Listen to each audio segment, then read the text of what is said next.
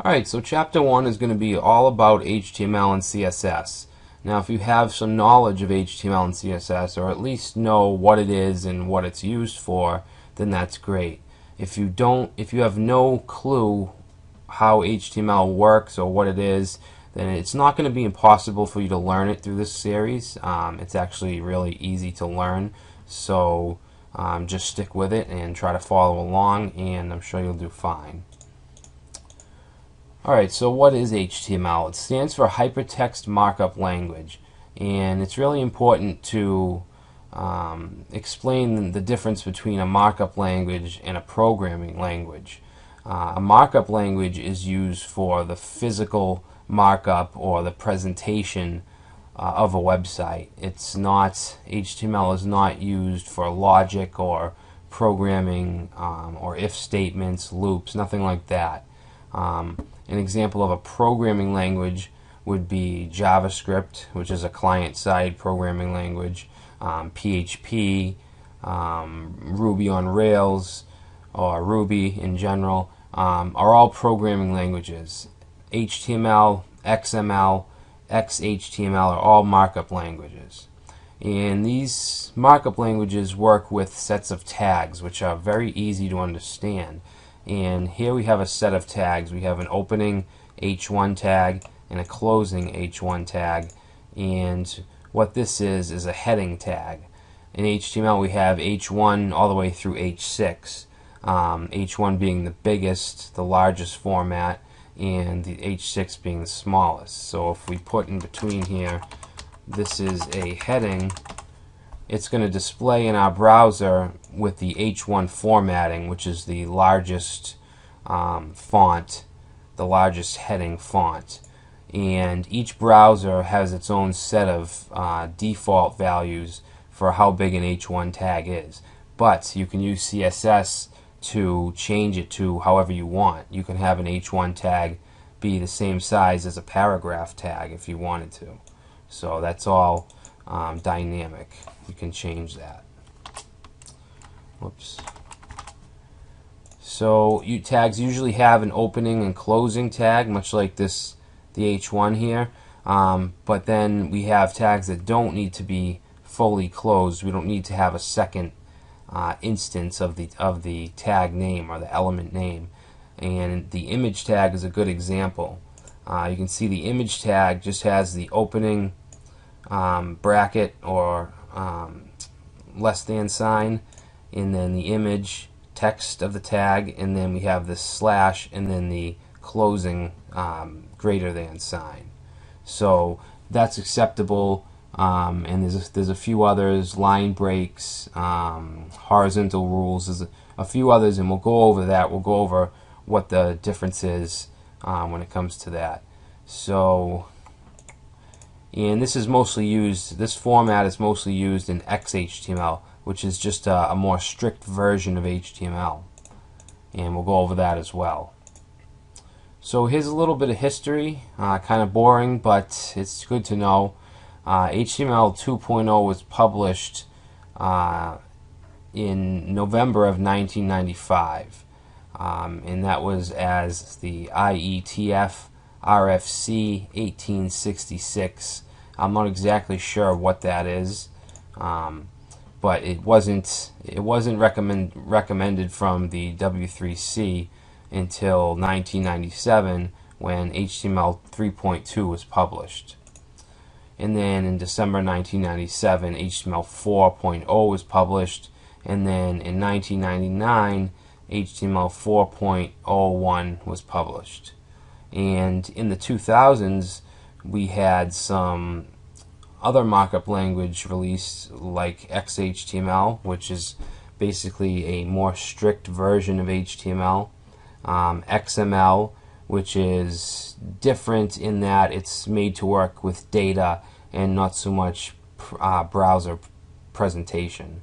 And then we also have DHTML, which I don't have too much experience with, but it's something like a XHTML, just different standards.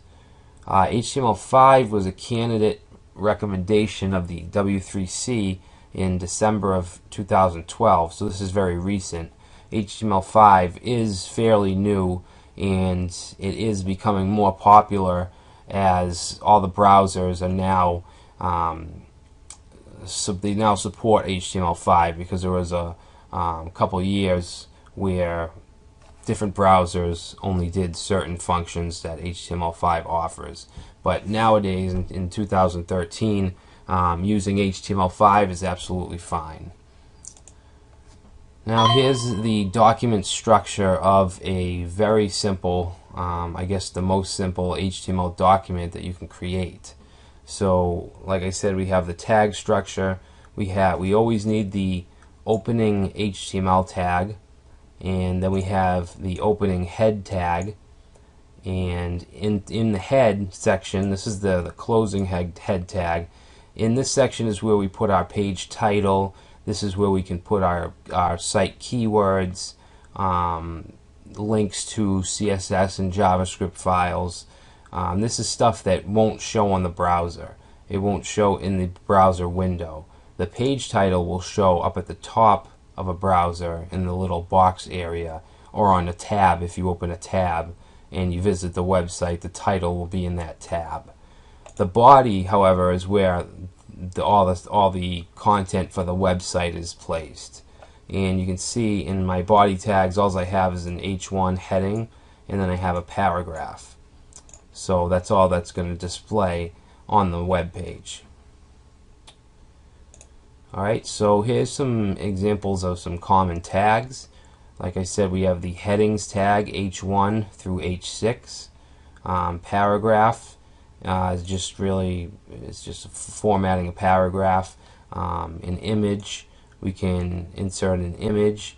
We'll need to add some attributes to point to the image, but we'll go over that very soon, because each tag can have different attributes. A line break, what this does is just puts a space in, and you can add them. You can have as many as you want. You can add 3 line breaks, which will make a larger space below that element. Unordered lists and ordered lists. The only difference here is that the ordered lists have a number in front of each item, and unordered list just has a bullet or a dot. List tags, these go inside of the lists, and you can have each line will be a list. And I'll be displaying all this to you in this chapter. It's a little hard to tell you, and it's a lot easier to just show you. So we also have a bunch of new HTML5 tags, and this is only a few of them. We have a header tags where we can put all our header content, maybe our logo or a slogan, stuff like that. And we also have a footer tag where we can put our footer menus and SSL seals and stuff like that. The sidebar, the A side tag is basically used for sub-content in a sidebar. Navigation, usually you'd have a unordered list in this area, which would be your navigation menu for your site. And I don't like to use these tags more than once, even if I have more than one menu. Section, basically just a section of text, maybe a news article or a blog post, something like that. Okay, so let's see. Now we'll talk a little bit about implementing CSS, and like I said, you can link to external style sheets in the head area of your website, and you can also add style, inline style. So let me just go back to our structure layout. So we can do this. We can open a style tag, and then in between here we can put all our CSS. I'm not going to put it there because I haven't taught you CSS yet, but you can do this, and you can also, let me just get back to where I was, you can also just include a link to a style sheet. So we have the link tag, and then the rel attribute, which would be style sheet, the href attribute, which is a link attribute would point to the CSS file. So in this case, it's pointing to style.css. And then we just have the type, which is text/CSS. So then we could add all our CSS in this file here. You also can use inline style right in the tag you're using, or the element. So say we have a paragraph, we can add a style attribute, and that will allow us to put CSS values in. So you can see here we have color red, and the values, they're separated by label, I guess you could call it, and then a value. So color red, and then we have other kinds of let's see, we can do like padding, which is the space around an element. We could say 5 pixels, and that would give a padding around the paragraph of 5 pixels. And like I said, it's a lot easier to show you, so we'll be doing that in this chapter. So creating an external style sheet, like I said, right here where we're pointing to style.css, this is something you would see in a external style sheet.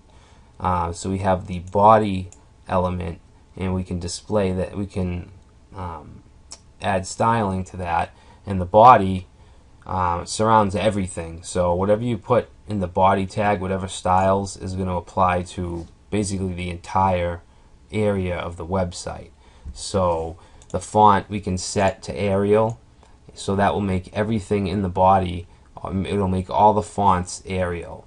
The background color, we have a hexadecimal value, which is white, 6 Fs, preceded by a pound sign would be white. If we had 6 zeros, that would be black. But you can also use just the color. We can just say white, and that'll be the same thing.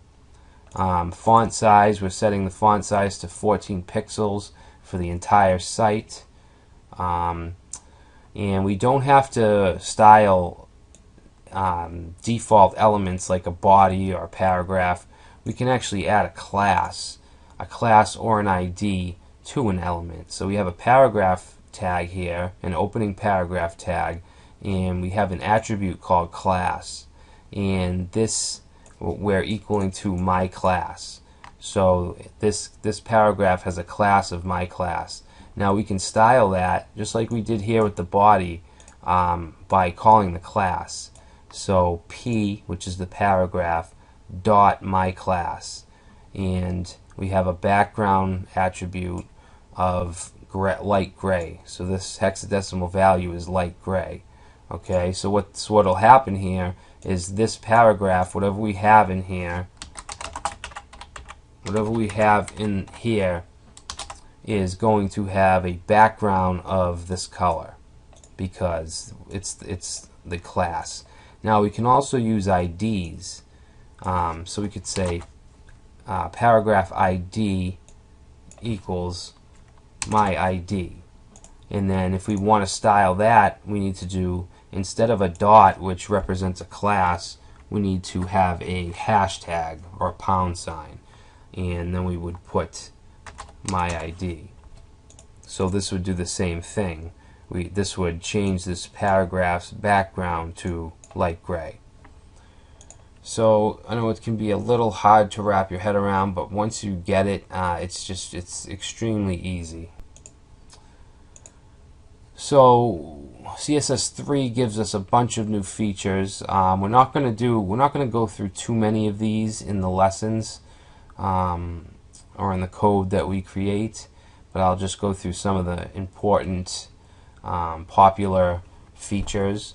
The first is media queries, and media queries are great because they allow us to have fully responsive designs or responsive templates. We can say, for instance, apply this section of CSS to the website only if the browser window or the display screen is, say, 500 pixels. So let's say 100 to 500 pixels. And that would give us certain styling for that size only.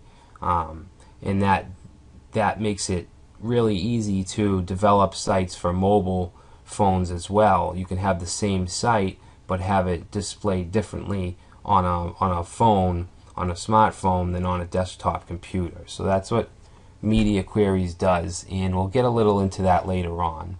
Rounded corners is something that I like because I used to hate having to use background images to create the rounded corner effect, and you used to have to carefully slice out rounded corners from your image, from your Photoshop PSD or whatever, and then write a bunch of CSS just to have rounded corners on a box. Well, in CSS3 we can use the border radius property, and we can make anything rounded, and we can change the radius to whatever, 5 pixels, 10, 20 pixels. So that's a really handy feature of CSS3. Text effects, basically we can have text shadow and stuff like that. I don't really use it too much. Animations, we can have CSS3 animations. We can move things across the screen. We can basically change the styling property through a period of time. So we could change, let's say, the background color of a box from red to green slowly. We could actually have a certain speed for it to gradually change. So we can have some nice simple CSS3 animation. Colors and gradients, we now don't have to use background images to have gradients. We can actually apply that right through the CSS. We have pseudo classes which allow us to better select certain elements. For instance, if we have a list, an unordered list with five entries, 5 lines, we can target, say, the third line or the third list element and style that by itself and not any of the other list elements. So that's something else that's really cool in CSS3. Alright, so that's it. That was a very brief introduction. We have a lot more to go through, and like I said, I'm more of a hands-on person, and I think I can explain this a little better if I can just show you rather than just have you look at some PowerPoints. So I will see you in the next section, and we'll get started. Hey guys, so in order to create an HTML CSS website, we need to have some tools. And if you're using Windows or Mac or Ubuntu, then you have some kind of text editor, and any kind of text editor will work.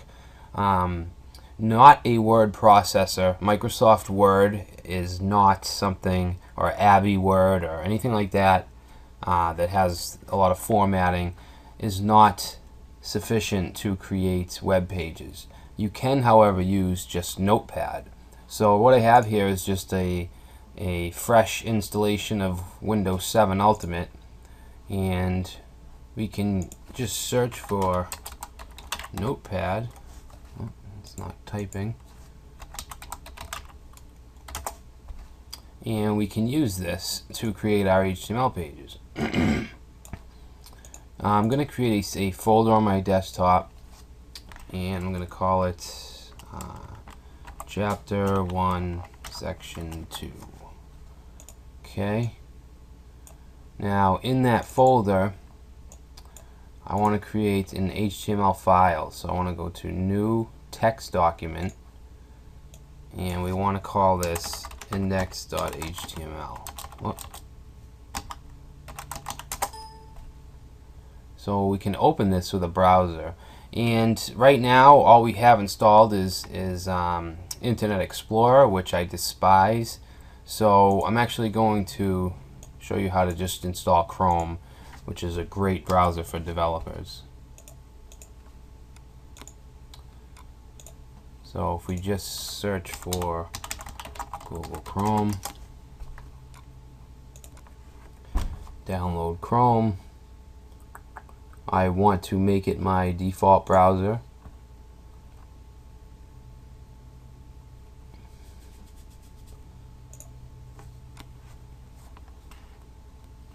Alright.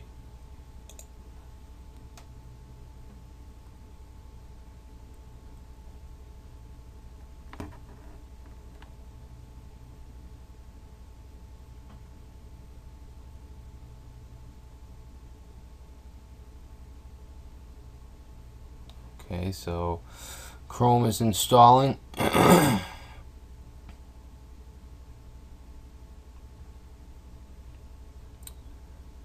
Okay, so now you can see this little icon down here is the Google Chrome icon. I can get out of Internet Explorer, and you can create an account with your Chrome browser if you want. If you already have a Google account, you can use that, which I do. Okay, so we got Chrome installed, we have Notepad, and I'm just going to open up this HTML file with Notepad, and I'm just going to do an H1 tag, and I'm going to write test. Okay, if I save that, now I should be able to open this index.html file with a browser. So I'm going to go to open with. You know what?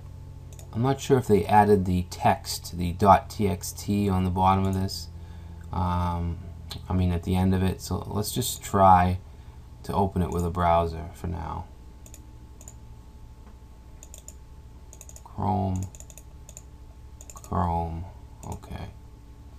Alright, now see, by default with Windows 7, if you do what we just did and named our text document index.html, and you look up here, the file is really index.html.txt, so it really has a txt extension, which is why we see these H1 tags. We shouldn't be seeing these. So what we need to do is enable our File Explorer to show file extensions, and we can do that if we right click and go to Properties. I believe we can do that. I'm not exactly sure if this is where we do this. Folder, pictures, icons. Maybe up here. Ignore, organize, folder and search options. And under view, let's see.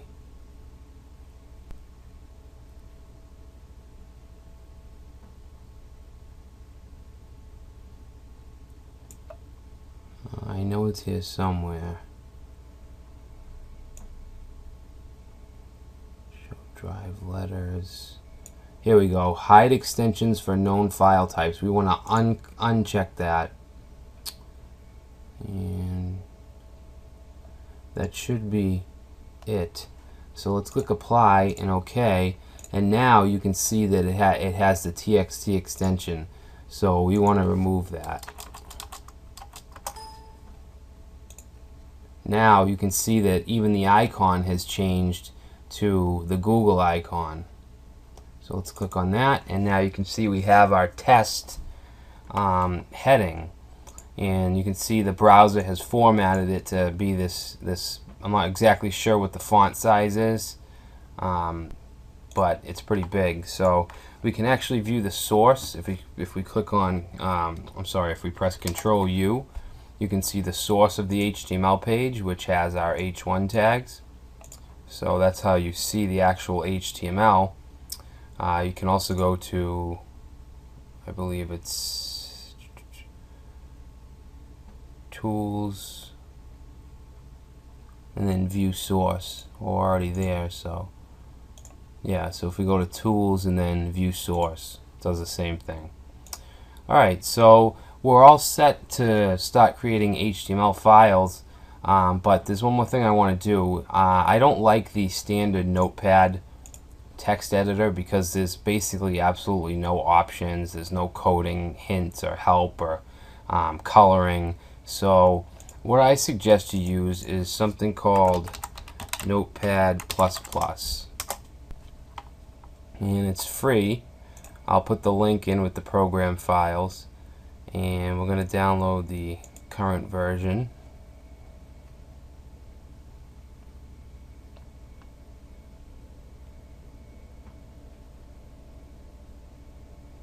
Let's see. Okay, so we want I'm using Windows 7, so I want the Notepad installer. And I'm just going to save that to my downloads directory. and open when done. And Notepad++ is just a more full-featured text editor.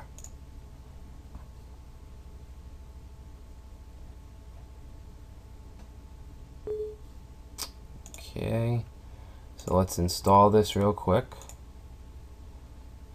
That's good. The default selections should be fine. Let's see, I'm going to create a shortcut. Plugins. I'm going to leave these blank. Alright, so now we can run Notepad. And you can see we have a lot more options, encoding, view options, a lot of different views. We can collapse certain blocks of code, all kinds of things if you want to mess around and look at some of the options. But if I close this, and we can go to our index.html, and we can actually, when you use Notepad++, it puts this link right into this box, this menu, if you right click. So we can just click open in Notepad++, and here's our text file. We can say add a paragraph.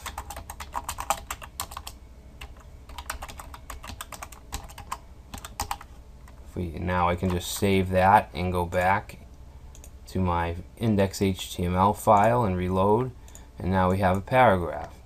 So our environment is all set up. When we get into future chapters and we start dealing with PHP and server-side development, we'll need to install some more tools like the XAMPP Apache server for Windows and some other stuff. So, but this is good for now. So we're all set to start coding in HTML, and I will see you in the next section. Alright, so now that we have the tools we have to create HTML web pages, now we can actually create one. And what I'm going to do is create a new folder, and I'm going to call it Chapter 1, Section 3. And I just want to create a new HTML file. So I'm going to go to New Text Document, and we want to say index.html. Whoop.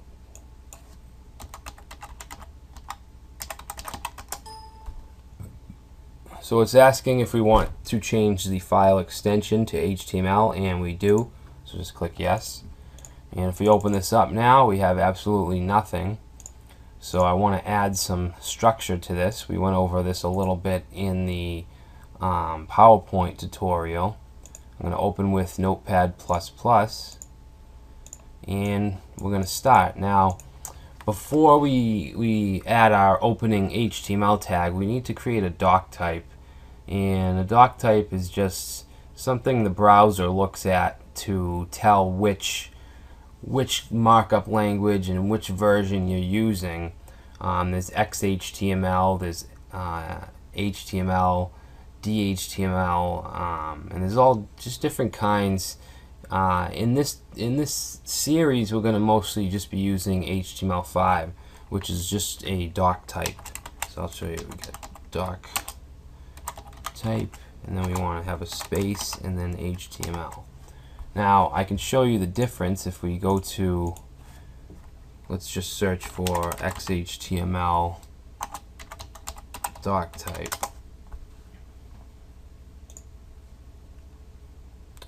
And this is what we would put if we were going to be using XHTML. You can see that the HTML version is much simpler. So if you want to develop XHTML websites or web pages, then by all means, but I've just been using HTML5 a lot lately. Alright, so we have the doc type. Now this does not count as the opening HTML tag, and sometimes people think that because of this here, this HTML. We need to create that again. So we need to say HTML, and then we want to have a closing tag. Now you can add the tags in a linear fashion if you want, but I like to create the opening tag and then the closing tag down below, as opposed to just going in a linear motion. So the next thing we need is a head tag, and I'm going to close that.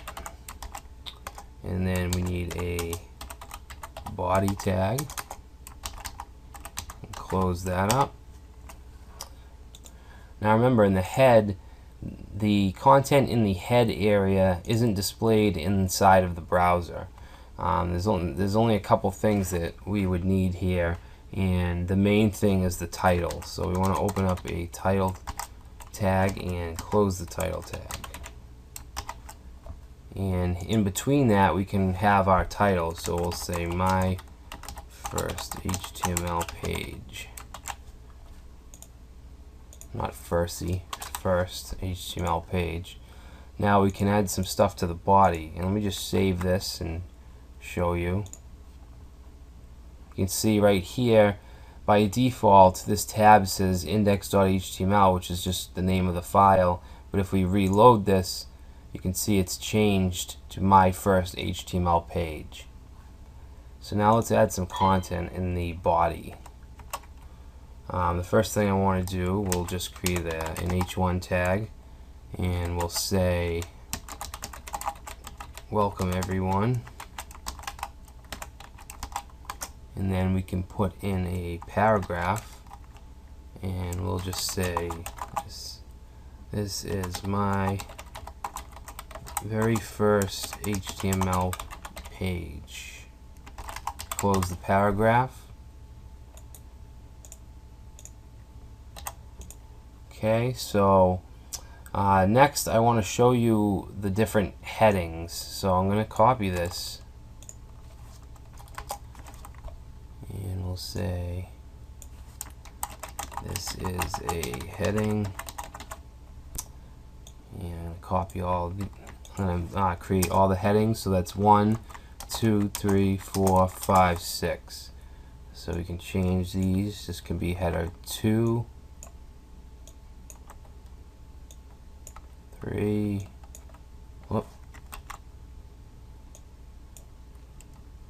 3, 4,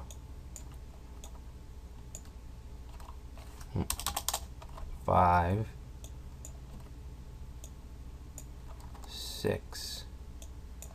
Alright, so that's all the headings.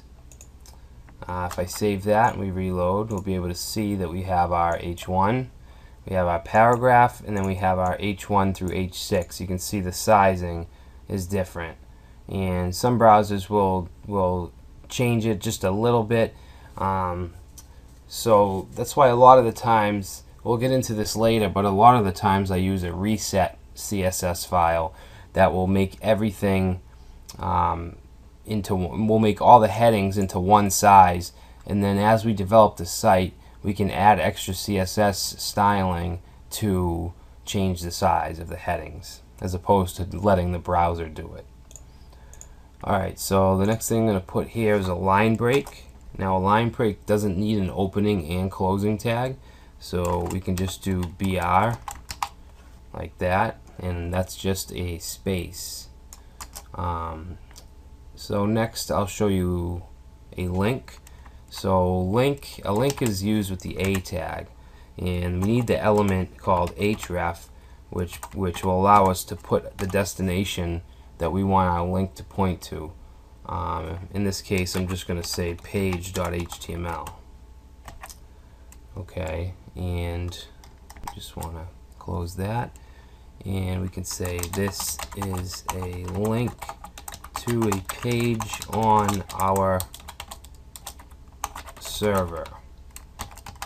And you can tell that it's on our server because we don't have a website. We don't have an http whatever.com. All we have is page HTML, so it's going to check our website for page HTML. Alright, so let's make another line break. And now we can do the same thing, but we can point to an external website. So let's say a href http, I'm sorry, I can't type today, http google.com. We'll say this link goes to Google. Alright, so let's save this and check it out in the browser. So we have, this is a link to a page on our server, and you can see down here when I hover over it, it's going to our site or our folder / page.html, which obviously there's nothing here. We didn't create a page HTML, so there's nothing there. This link will go to Google, so if we click that, it brings us to Google, but it took us away from our site. And good practice is to have it open in a new window if it's going off your site. That way your site is still in the browser. And that's really easy to do. All we need to do is add another attribute to the A tag, and that's called target. And the value we want for this is underscore blank. And that just means that it's going to open it in a new window. So if we save this, reload, and we click on this, you can see another window opens. Our site is still here. Okay, so that's good tactic to use to keep people on your site. Alright, so let's go back to our code and let's add a couple line breaks. And what I want to do now is show you how to insert an image. I'm going to put the image in a div tag. And div tags by default don't do anything. They don't format your text or whatever anyway. You actually have to do it through CSS.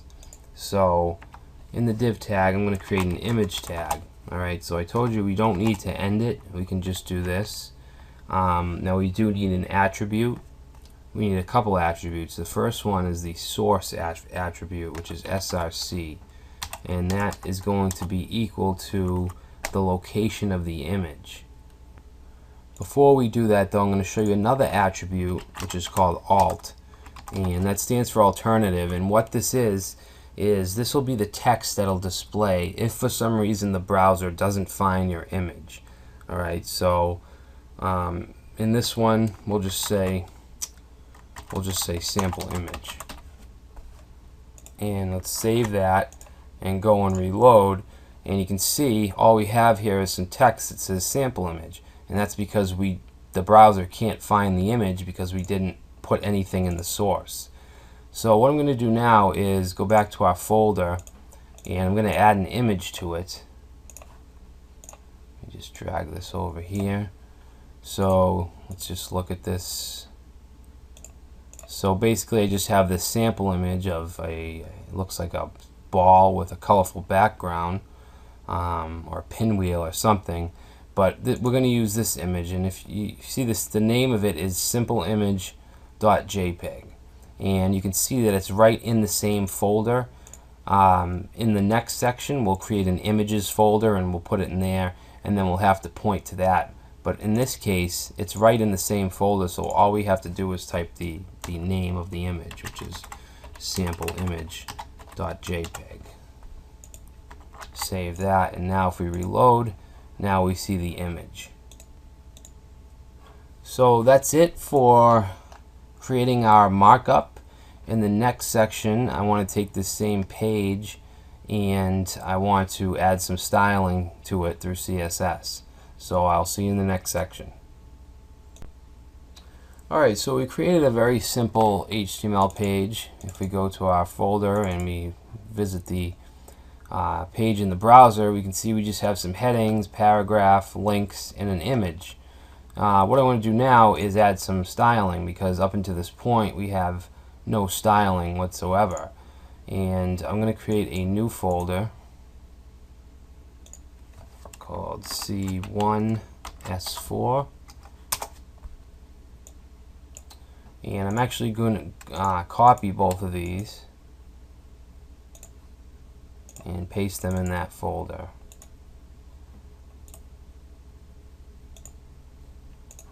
Okay, I'll close that, We'll open the new one.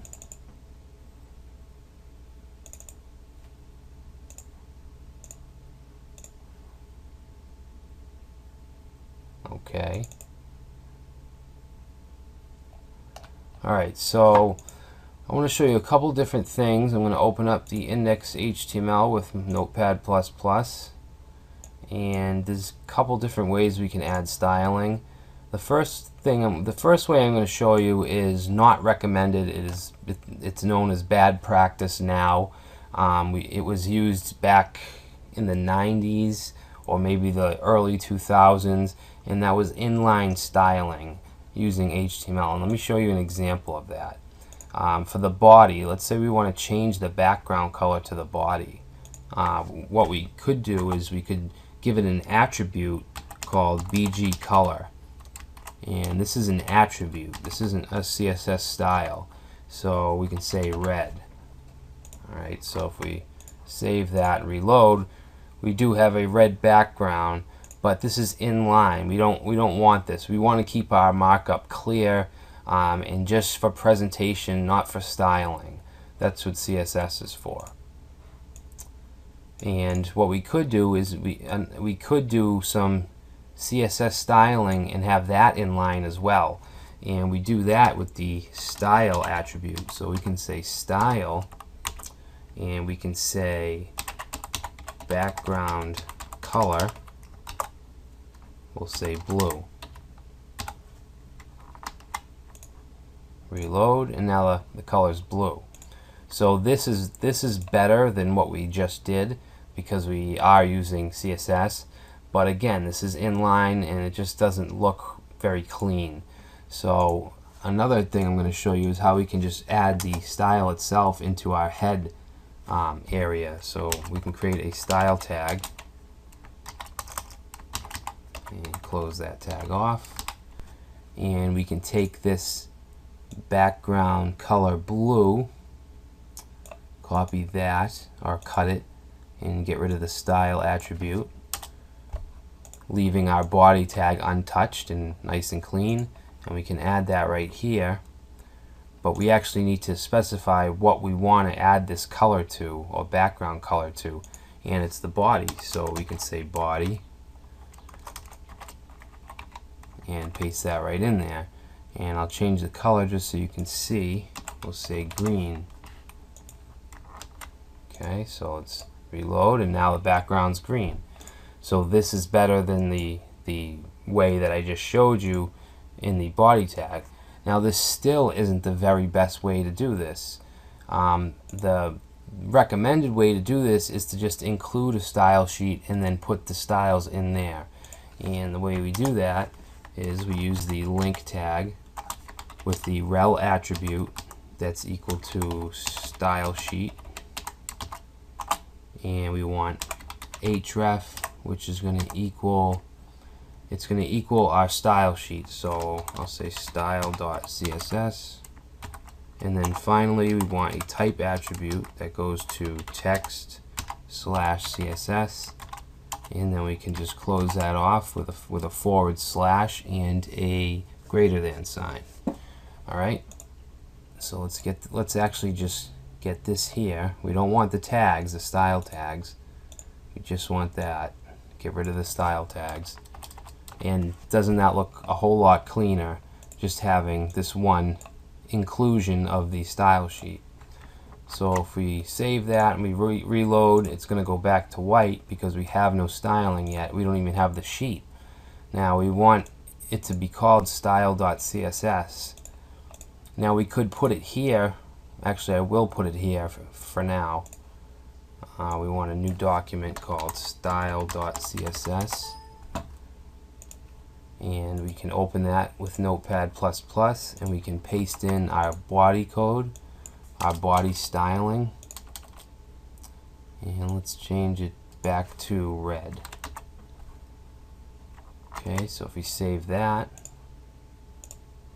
now the body's red because we're in the style.css file, which is included in our HTML file right here. Alright, now This is the best way to do this, but I usually would suggest not to have all of these in the same folder. I usually create a CSS folder and an images folder. So let's do that. CSS and images. So now we can move the style.css into the CSS folder, the sample image into the images folder. Now if we go back and reload, we're going to have some problems. First of all, our styling is gone. Second, the image is not showing.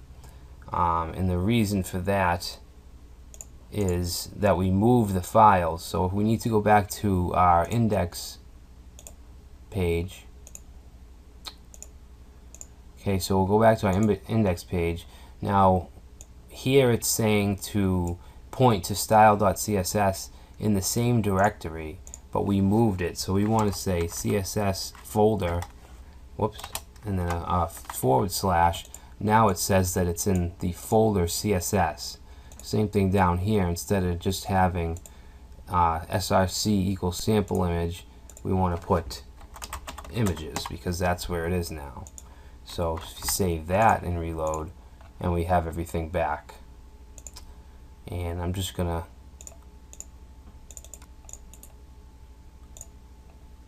get that background color. We'll just now with the background color property, we can just type the color. But if we want to be more specific, we can type in hexadecimal values, which start with a hashtag. For instance, this value here is for light gray, so I can save that. And now we have a light gray background. So what I want to do now is add some CSS. Alright, so the first thing I want to do is we'll keep the background color gray of the body. Alright, now we want to choose a font. So we need to say font family, and I want an Arial font. By default, I believe it used the Times Newman, or the New Time font.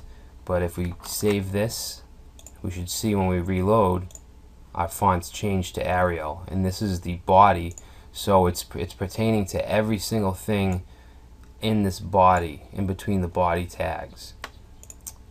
So, and the next thing I want to do is add a font size. Font size of 14 pixels. What is going on here? Okay, so font size is 14 pixels, and this will not pertain to the headings or anything here for that matter. If we don't have a paragraph or a heading or whatever, the font size will be 14.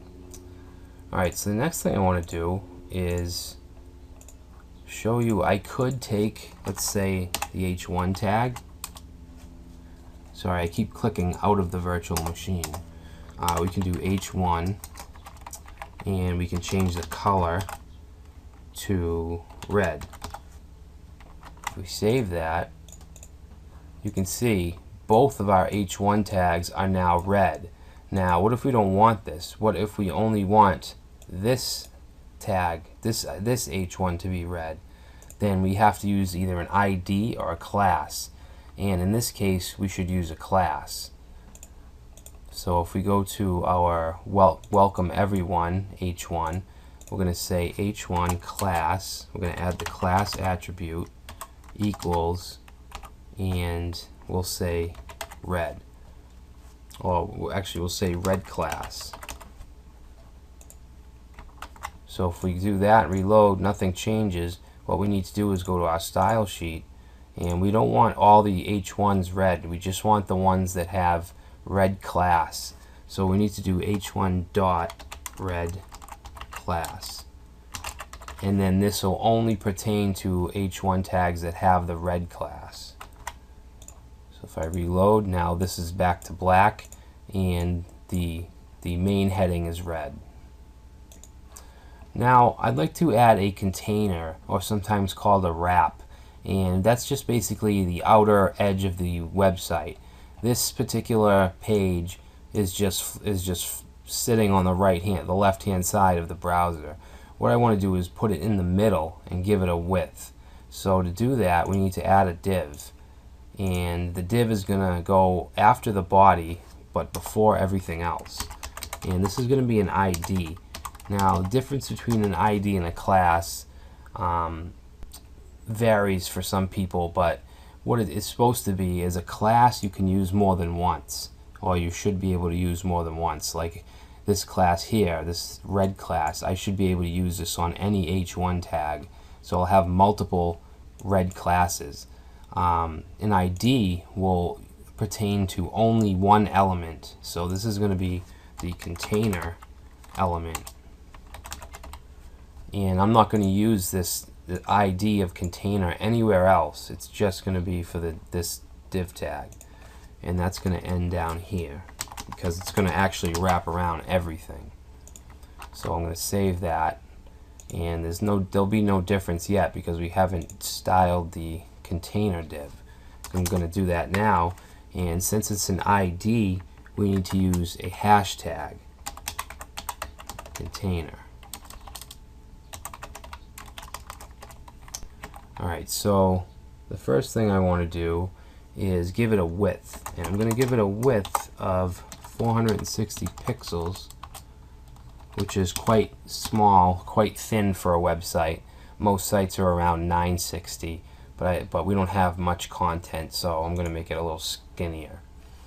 And we can save that, and we shouldn't really see anything. Yeah, nothing really happened.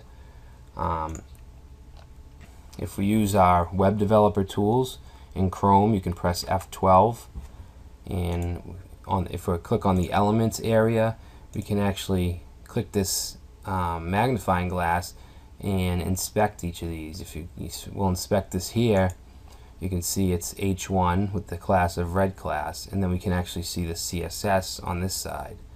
So if we click on the paragraph, we have a paragraph. This is actually styling that the browser has put on the paragraph tag. We didn't add this CSS, the browser did.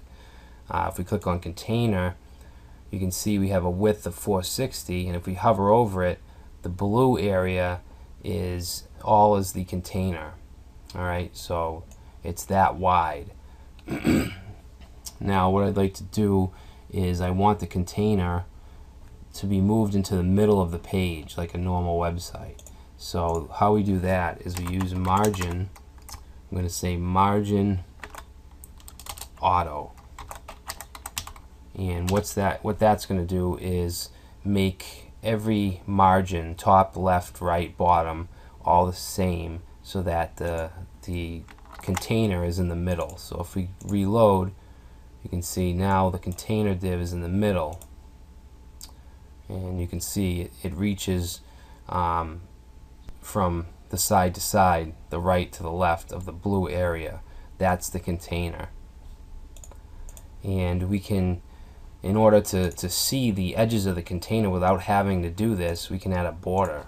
So we can say border 1 pixel. Now this takes 3 arguments. We want the pixel of the border, the style, which would be solid, dashed, dotted. We're going to use solid, and then finally the color, which I'm going to use a light gray, which is CCC, C 6 times. So if we save that, go back, I'm going to close this developer tools, reload. Now you can see we have a border. Now I don't like how the edges are touching like this, and we can fix that with padding. So let's go and add a padding, and we're going to say 20 pixels, which would be 20 pixels on every side. A padding is just the space from the edge to the inner part of the div. So if I reload, sorry, I didn't save that. Oh, I forgot a semicolon. So if I save that and reload, you can see now we have a padding of 20 pixels, which is from here to here. Same thing with the top. Alright, so we're getting there. Next, you can see we have these straight corners, these sharp corners. I want to round those out. And like I said in an earlier section, we used to have to use background images to do that, but now we can use CSS3. We can use the border radius property, and we can add the radius, which will say 10 pixels. Now if we reload, now you can see we have a little roundness to it. I also don't like the text being lined this way, especially with how these headings are. I want them to be centered. So let's give this a text align property of center. And if we reload, now everything's in the center. Alright. Now you can see we have a bit of too much padding up here on the top, but we do have 20 pixels on the right, left, and bottom, which look good, but the top looks like there's too much because the heading also has top padding. So we can actually take this padding and we can say 0, 20 pixels, 20 pixels, 20 pixels. Now what this is that we're giving padding values to the top. The top comes first, top, right, bottom, left. So just remember that order, top, right, bottom, left. So if we save this and reload, now you can see the top shrunk. It has no padding, but the H1 tag does. Because if I open my tools and we inspect this element, the H1, you can see where the orange is its padding. And we can see that, I'm sorry, it's not padding, it's margin, which is very similar. So it has this margin before, which is 0.67 EMs. So it has its own spacing at the top, so that's why we don't need the padding at the top for the container. Okay, now we can change the background of this inner container. If you remember, the body is light gray, so we can make the container. And here's another trick. You can see up here we have background color. We can actually just use background and do the same thing. If we save that, now it has a white background. Okay, so the last thing I want to do is I want to give this image a border. So how we do this is we only have one image in this page, so we don't need to add a class or an ID to grab this element, this image. So all we need to do is just do img, which is just any image that's on the page. And what I want to do is add some padding. First I'll add a border.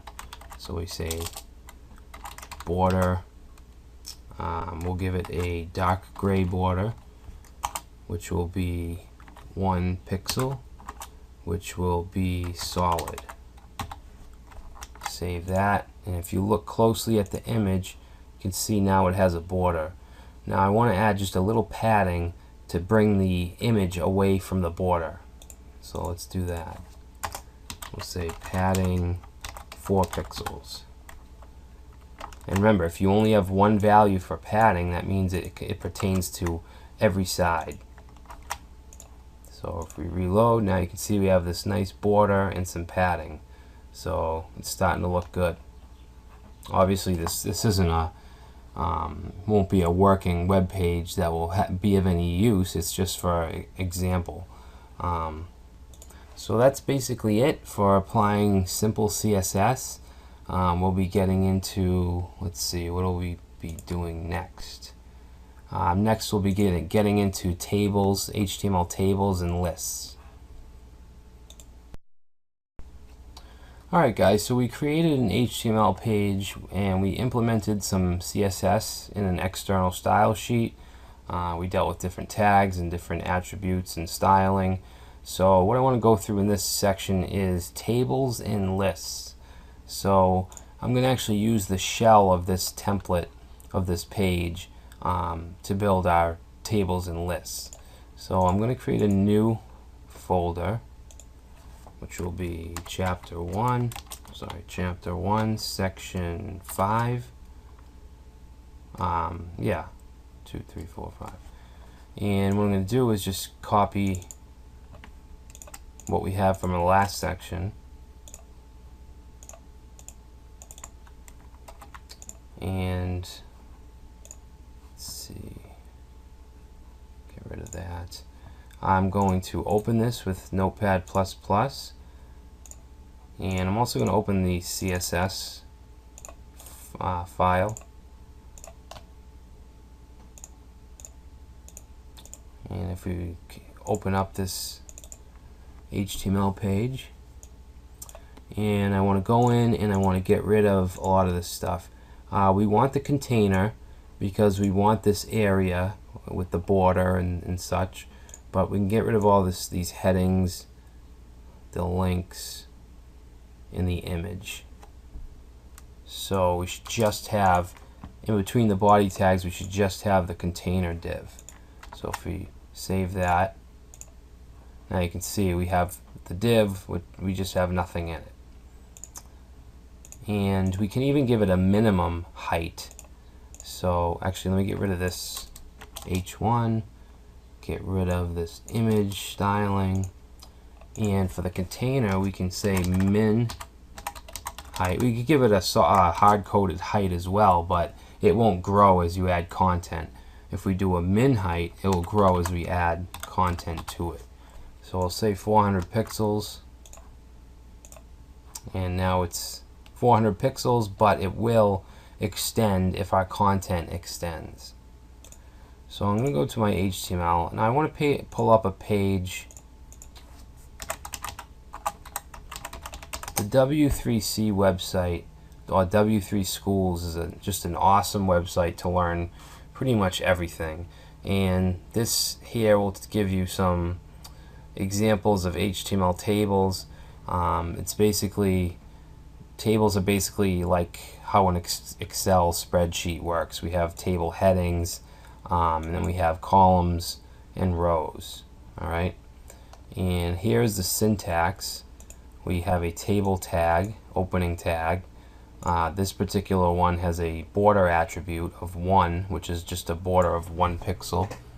And then we have rows, which are labeled with TR, and you can see the closing row is here. And in between the rows we can have columns, which are the TD tags. Alright, so let's go and create a table. And I'm just going to create a simple table that has some baseball teams and their wins and their losses and ties. So what I want to do is say table, and I can end the table. Now one thing that should be mentioned is that back in the day, in the 90s and early 2000s, people, or even today, even sometimes today, people use tables to create website layouts. So let's say they had a site that with a main column in the middle and then 2 sidebars on the side. They would use a table and put 3 columns and then put all the website content in that table. That is very, very bad practice nowadays.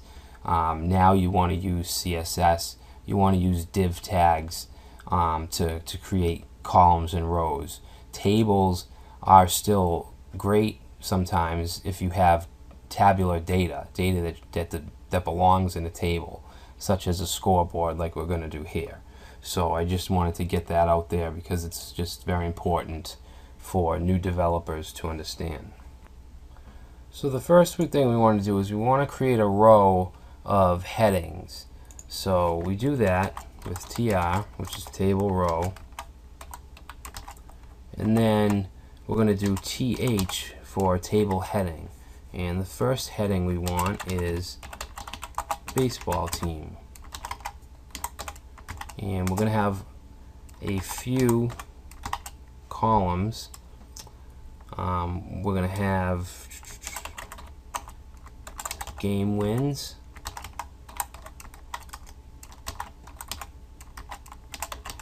game losses,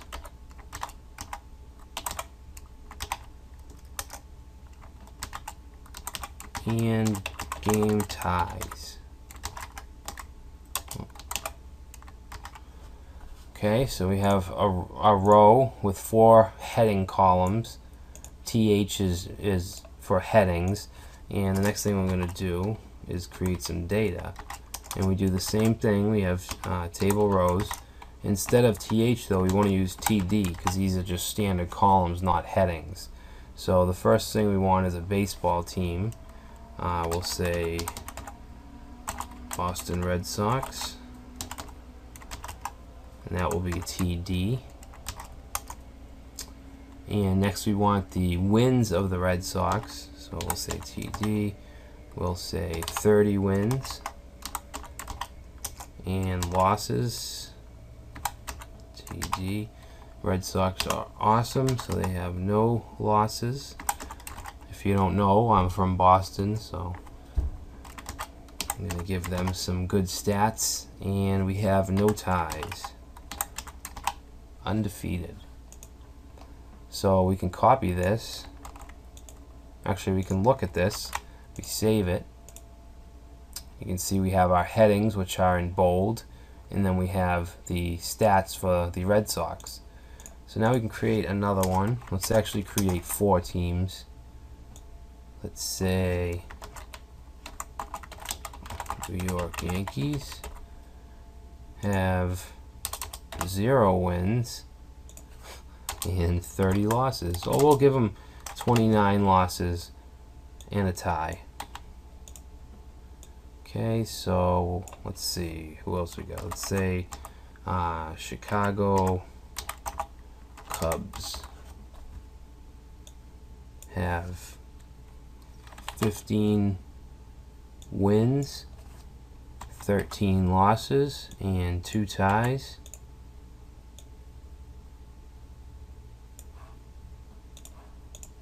And we'll say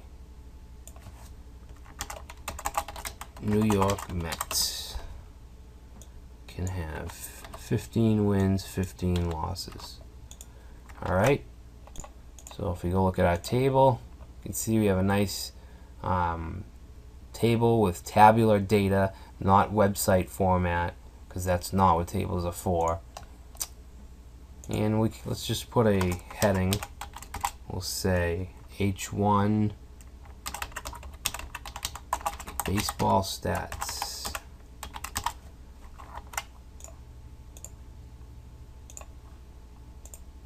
And that didn't show up for some reason.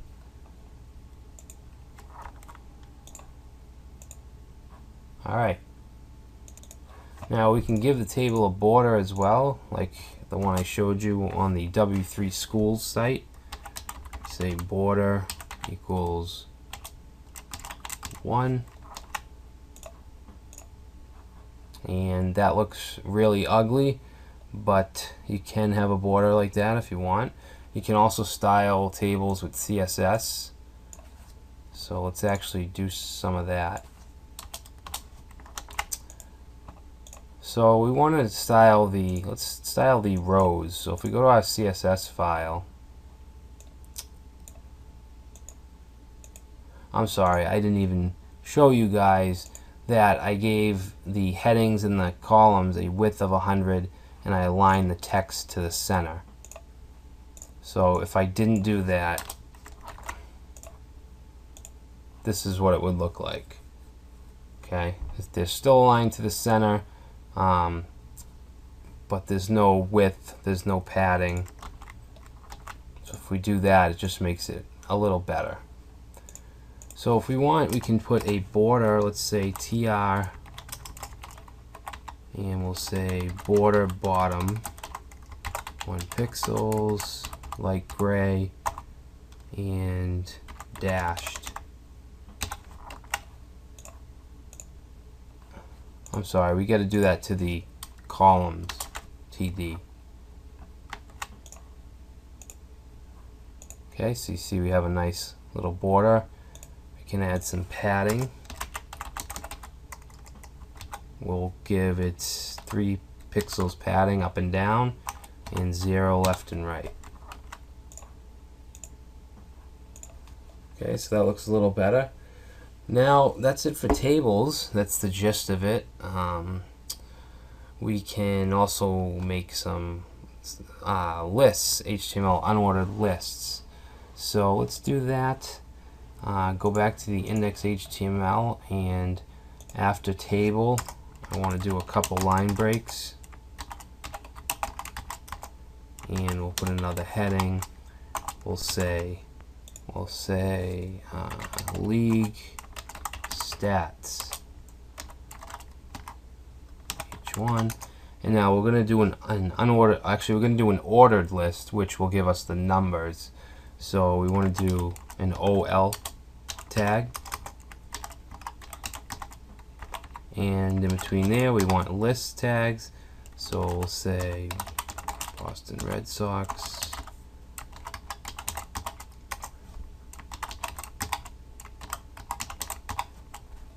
okay, who else did we have up here? Yankees, Cubs. So next will be the New York Mets. Whoop. Then the Chicago Cubs. And last place, New York Yankees.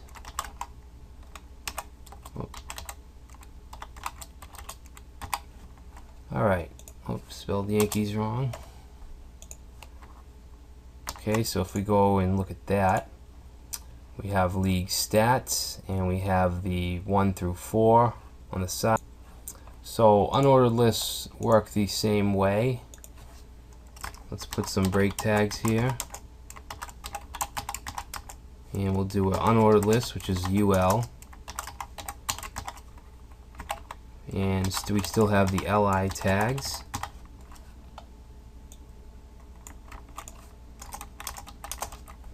And actually, let's put a heading right above it, and we'll say other sports. So we'll say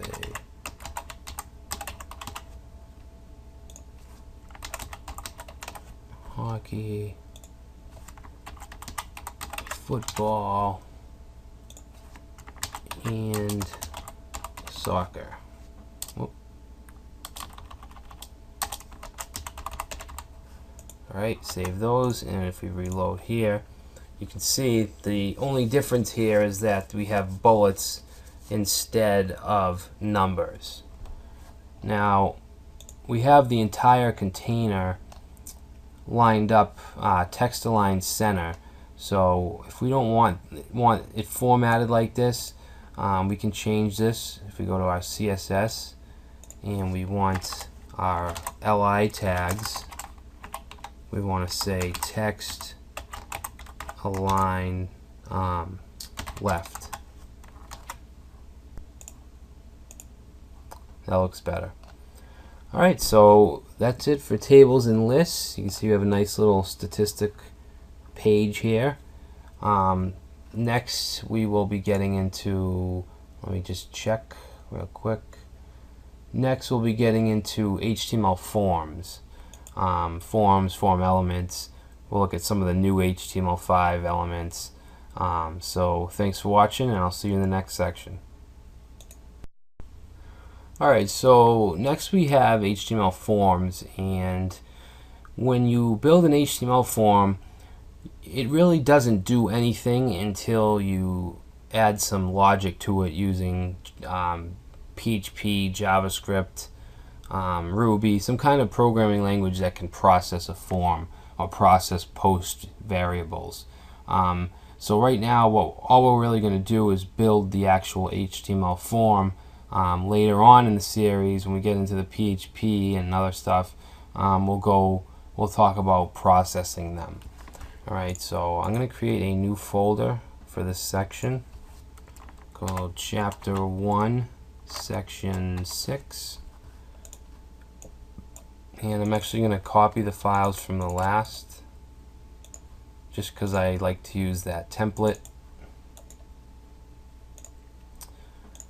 We can open up index and I can get rid of everything in between the container divs.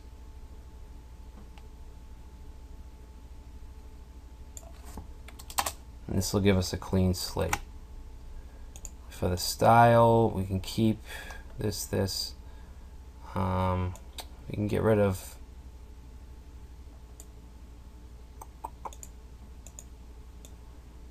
all this table stuff, and I also want to get rid of the text align center for the container. Okay.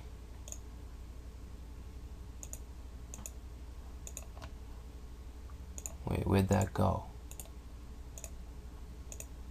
Alright, we can change this heading too. Let's change this to HTML forms. Alright, so like anything else in HTML, forms have their own set of tags. So we're going to open up a form tag, and usually you would give a couple attributes here, and one would be action, and that means that when we submit a form, we submit an HTTP request, and that's usually through GET or POST. And I'm going to explain this a little more later down the line, but for now we're just going to say POST. We're not really sending any data, so it doesn't matter, but just for an example. And then we're going to want a action is where you want to send the form to. Method is going to be POST or GET. It's the method of HTTP request. Action, however, is the script or the file where you want to send the form. So we'll just say process.php, which doesn't really exist, but that would be an example of where you would send a form to a PHP script. And then let's close the form tags. Alright, now in between these form tags we can add all our fields, and there's many ways you can do this. You could use a table if you want. You could just have the text, paragraphs, but I'm going to use an unordered list for our form. So I'm going to say UL and have some list tags, and in each list tag we want to have the label of the field. So we'll say label, say first name, label, and we can actually format this a little better, easier to read, put them on different lines and indent them. So we have a label, we can actually put a colon right here, and then we have the input, and this is going to be just a text box input. So you want input, and usually you'd give it a name so that you could use it on the server-side programming, and it would be something like this. And we want to type. So the type is text, and then you can close it like that. So if we save this,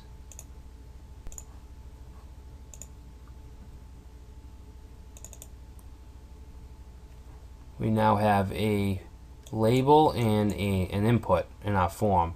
I don't want the bullets here, so I'm going to go into my CSS file, and we're not going to need any of these. We can keep the list here. We don't need the table stuff. And for the list element, I want to get rid of that bullet, so I'm going to say list style none. Okay, so that got rid of that. Let's actually put a heading.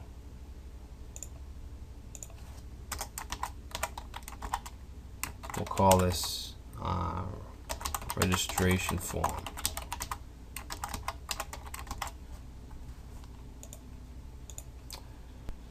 Okay, so what we want to do now is add another field. So I'm going to put a line break here, and we can actually copy this. We'll say last name, and if we were going to process this form, you'd want to make this last name as well, and that's also text. What else can we do? We can have email. Now with HTML5 we have a whole bunch of new input types, and email is actually one of them. So we can change this to email, and what that does, it'll actually validate the field and make sure it's an email field, email value, without using any kind of JavaScript or anything like that. So that's really cool. And then the last thing we'll have is a message area. Oh, let me change this name.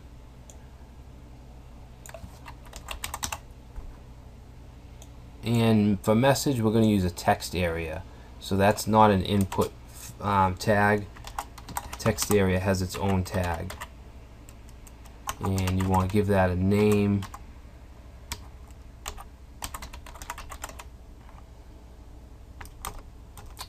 And hold on, keyboard's acting up.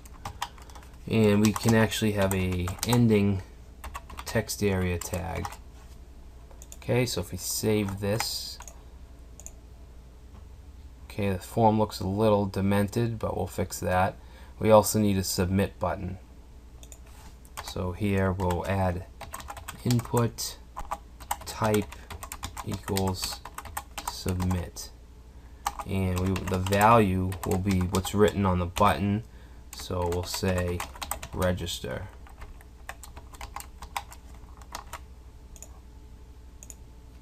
Okay, so we can see that this is a little messed up here.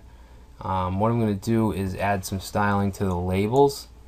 I'm going to give them a fixed width, okay, so that the boxes aren't ending at different or beginning at different positions here. So if we go here and we'll type in label,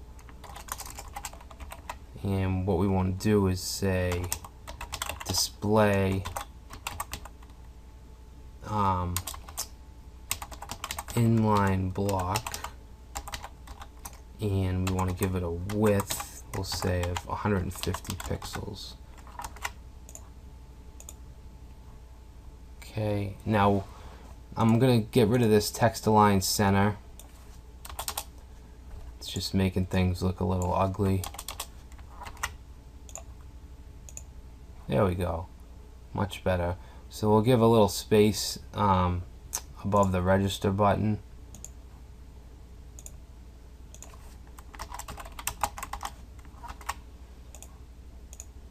Alright, so that's a form.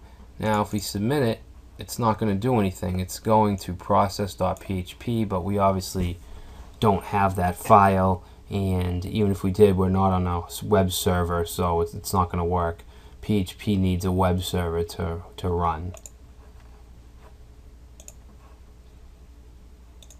Now I'll actually add a couple more elements, different kinds of input.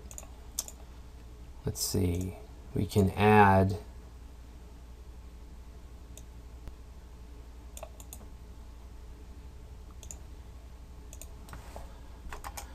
let's say, I don't know, we'll say favorite food, and we'll make this a select box. So we want to say select select name equals food, and then we want to end that select tag, and in between them we want options. So option with a value,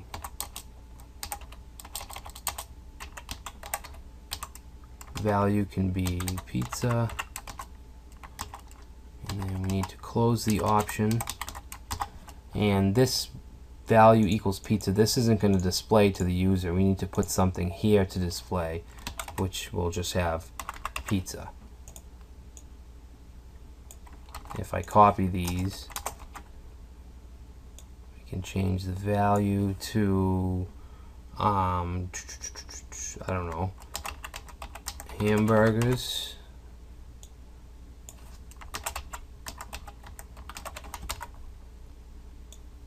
And we'll say steak.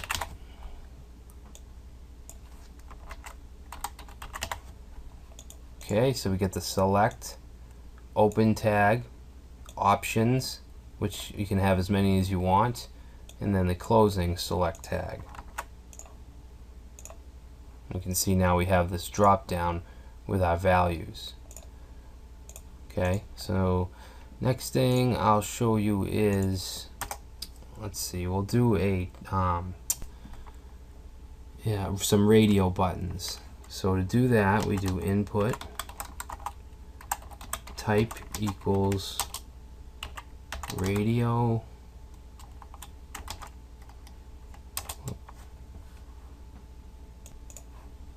and we got to give this a name, and let's just say gender,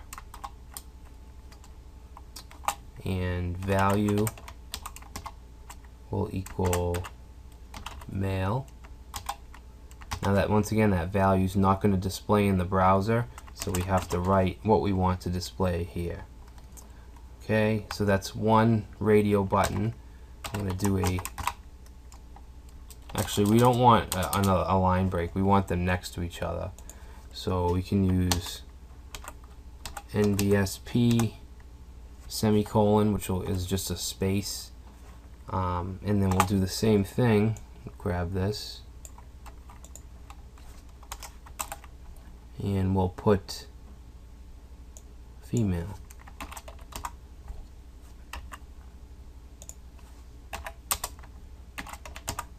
Okay, so if we reload that, whoop, not sure what happened there. Oh,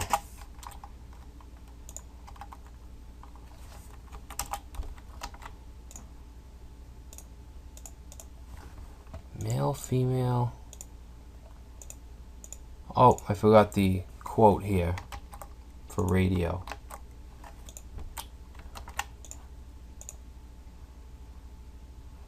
And we want to put, we actually don't have a label, and we also didn't do a line break, so we need to do that. We need to have a label, gender,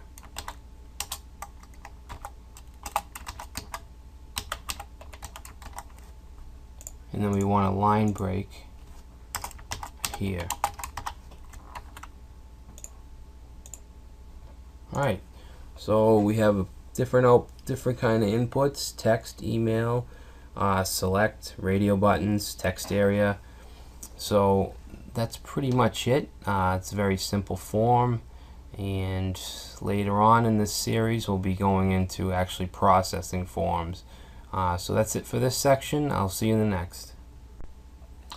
Alright guys, so now that we've pretty much gone over HTML and CSS, now I've put together a small project for us to do that implements all the technologies and features and skill sets that we've learned.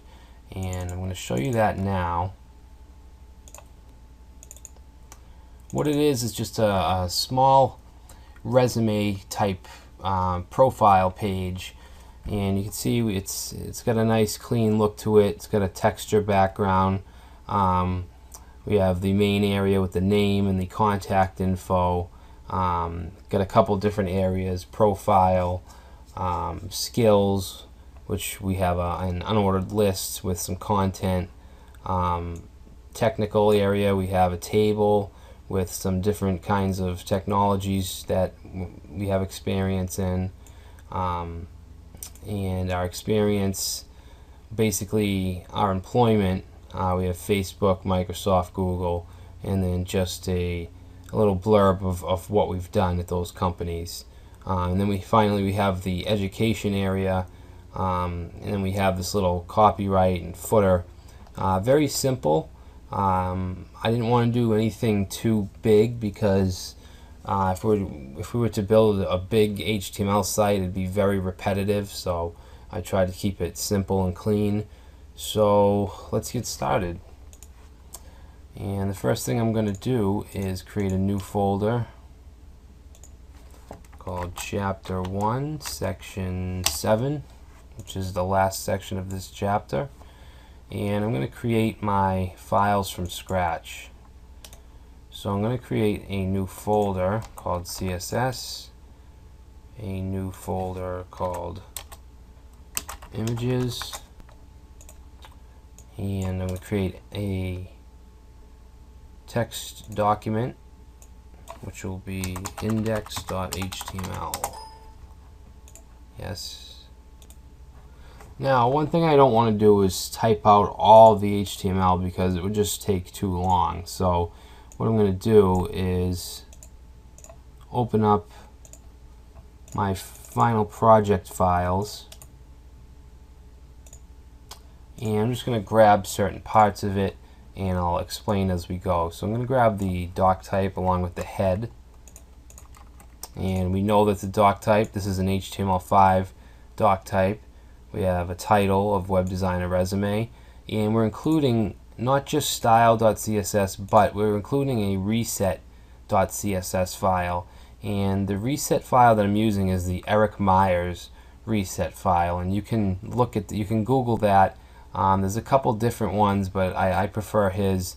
He just pretty much margins everything out, makes everything with the margin and padding of 0, so that you can start from scratch and kinda, so you can have browser compatibility. So it's really good to use a reset. Next, let's see. We have the body, the container.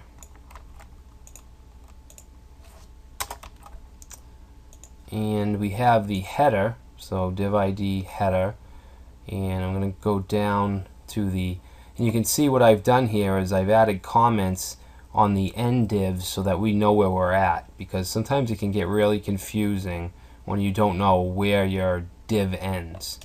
So I'm going to copy that entire header block, and we have a div ID called name, which ends here. It basically has our H1 tag and then our H3 subline, subtitle.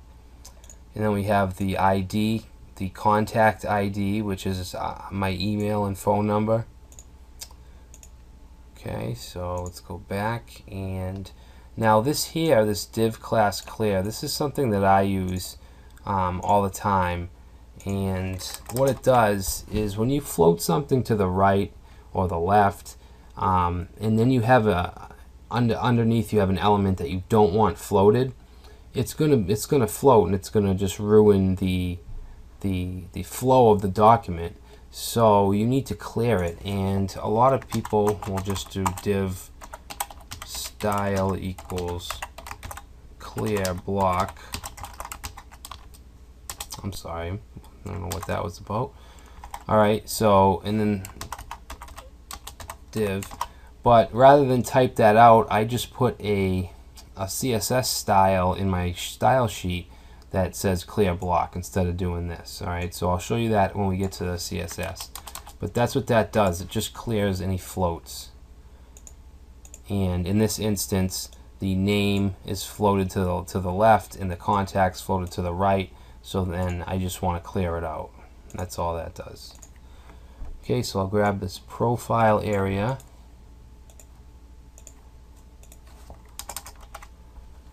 which has a class of row. Okay, and all the rows have a class of row. Like I said before, a class you can reuse. An ID should just be one thing. So for instance, we have ID profile. There's no other ID profiles in this page. And here we just have an H2 tag and then a paragraph, and then we close the profile div. and we want to add another clear.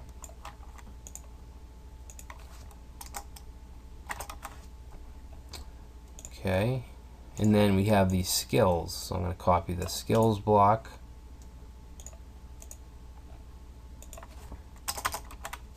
And in the skills we have an H2 tag with the class of left, which basically just floats it to the left. I can show you in my style sheet in a few minutes. And then we have an unordered list, and each list item has an H2 heading and a paragraph. And there's 3 list items. Again, we want to clear it because those list items are being floated.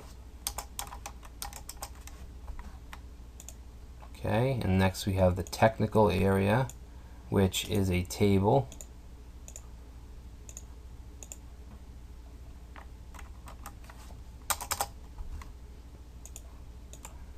And again, we want to clear it. And then we have the experience area. Copy that. I'm also going to copy the clear div. Okay, so this is basically just some div tags. Each div has an H3 header, an H4 subheading, and a paragraph. And then finally we have the education area. And this says profile, but this should say education.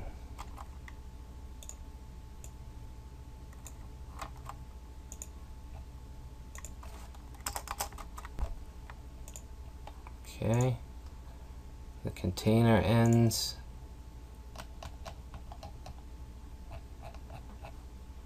Okay, so I'll grab just the rest of this.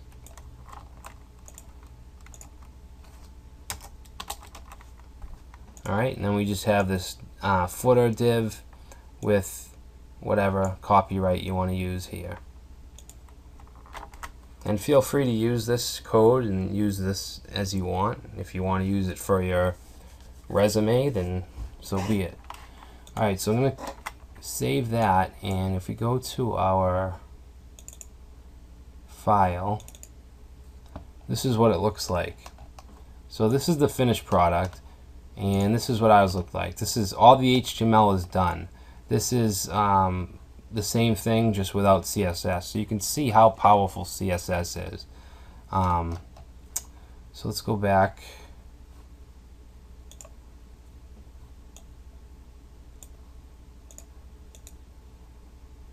Chapter 7. Why is... Alright, so what we want to do is add our style sheets. So I'm going to create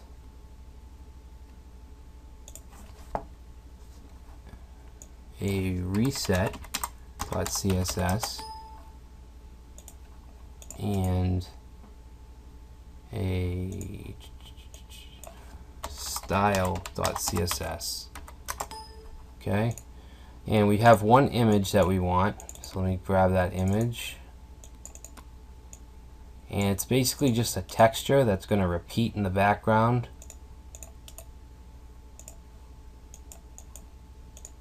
I can show you.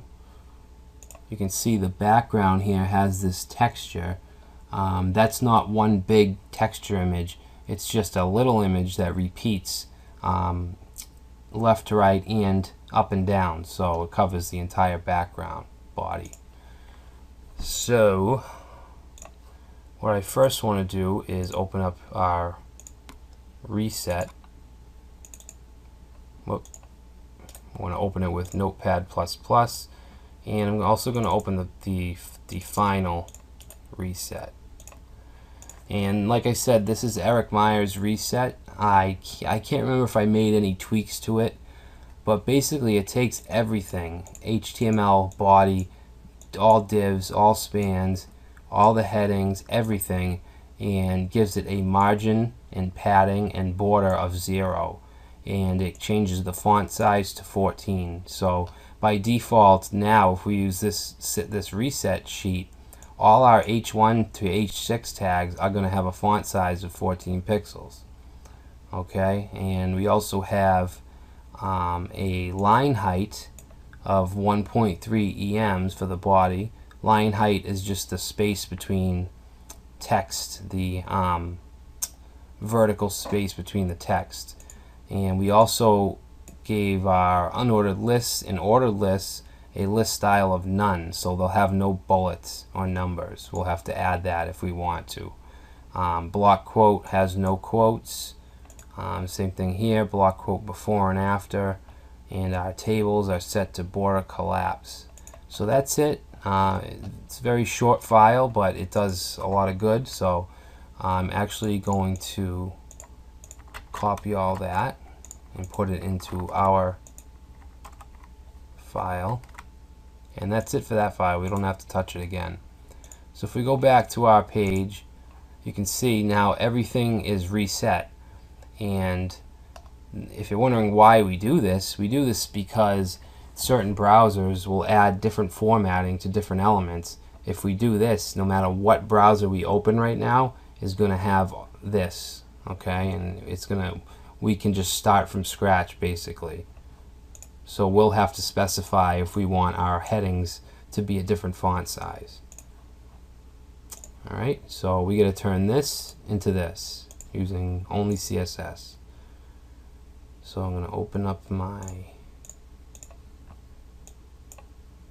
style.css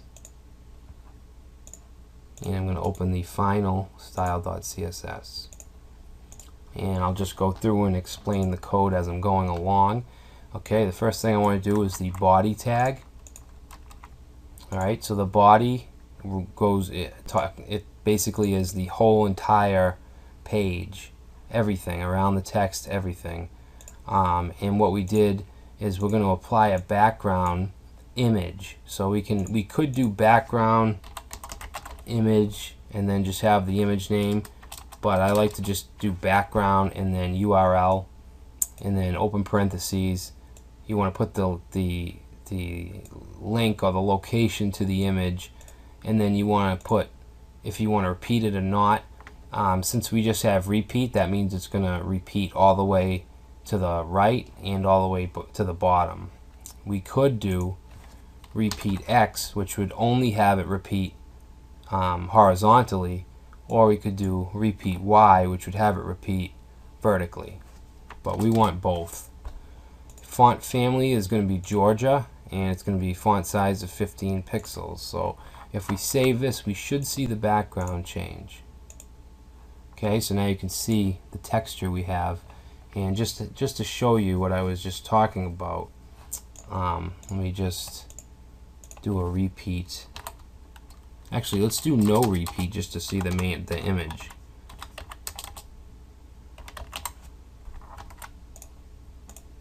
So this is the actual image, okay? This is the whole image. It's very small.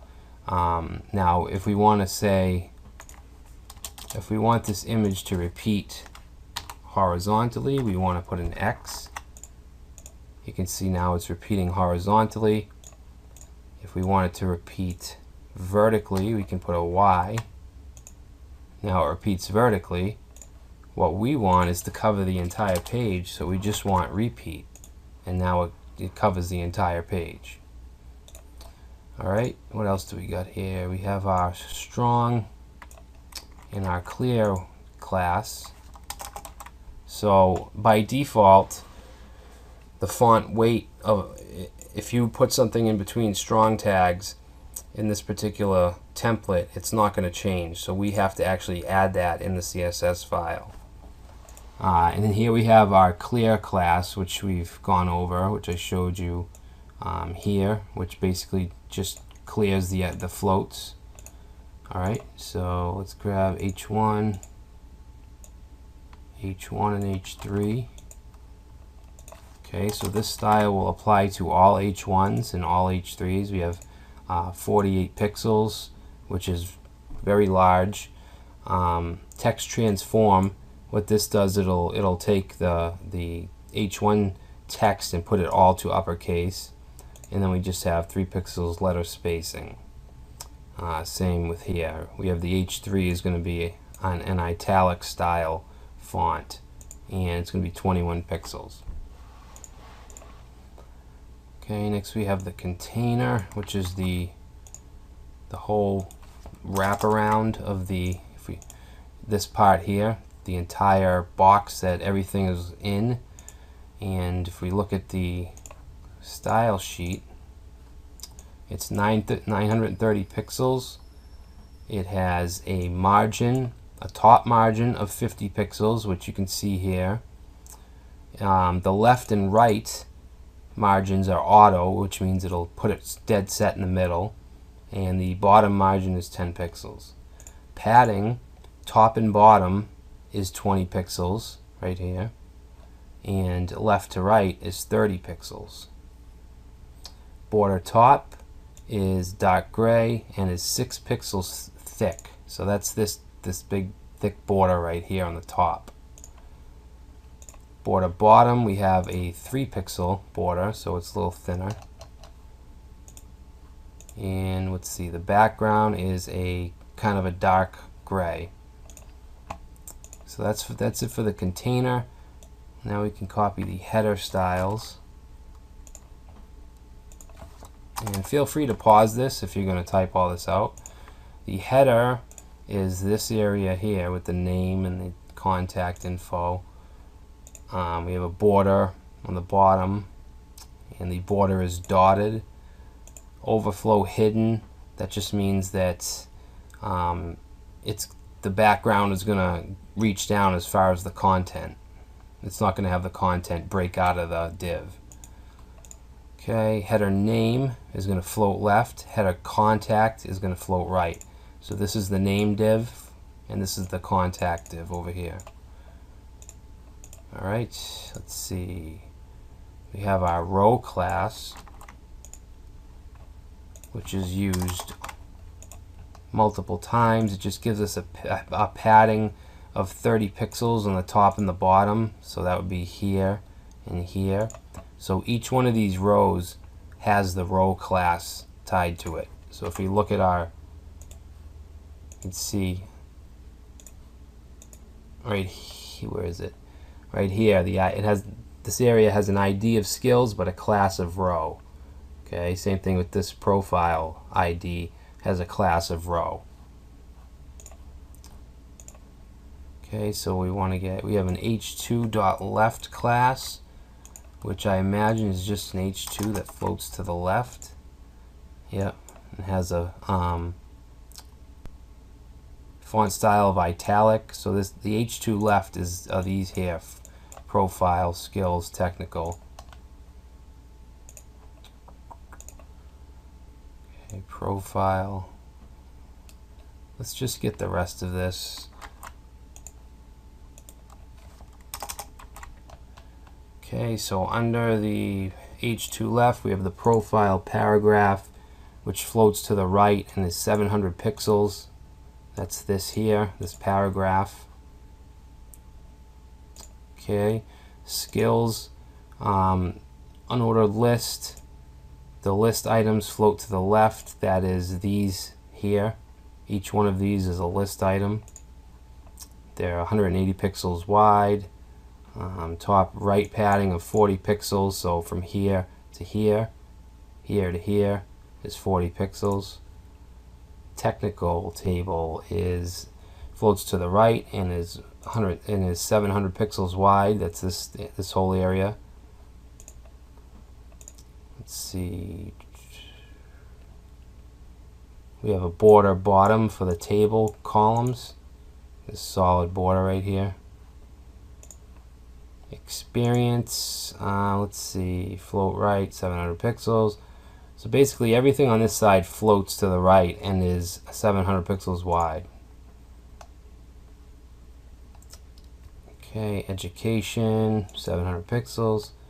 Education div h3, 18 pixels, so that is this here. And then the footer, we have text aligned to the center, and we have 10 pixels padding. Alright, so that's pretty much it. Let's save that. Make sure we save our index file. and hopefully our version, yep, there we go. So it looks exact. So, you know, it's a quick project, but it implements all the stuff we've talked about. I think we've discussed everything there is to about basic HTML. So next we'll be getting into JavaScript and jQuery.